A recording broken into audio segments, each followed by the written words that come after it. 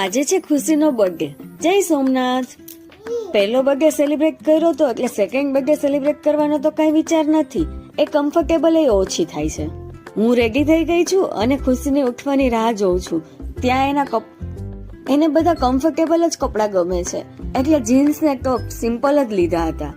એને રેડી કરી, એના પપ્પા પણ રેડી થઈ ગયા અને અમે નીકળી ગયા છે દર્શન કરવા. સવારમાં એટલી ધુમ્મસ છે ને, રસ્તા પણ શાંત શાંત લાગે છે. મંદિરમાં પણ એટલી જ શાંતિ લાગે છે. ખુશીને એના લાઇટ વાળા શૂઝ પહેરવાની એટલી બધી ઉતાવળ છે ને, ફટાફટ દર્શન કરી અને શૂઝ પાસે જ પહોંચી ગઈ અને શૂઝ પહેરીને સીધી પ્લે એરિયામાં આવી ગઈ. કાંઈ નહીં, આજ તો એનો દિવસ છે ને એટલે એને પણ એન્જોય કરી લેવા દઈએ. થોડાક હિંચકા અને લપસ્યા ખાઈ અને ઘરે આવી ગયા. ઘરે આવી અને બેને બલૂન ફૂલાવડાવ્યા.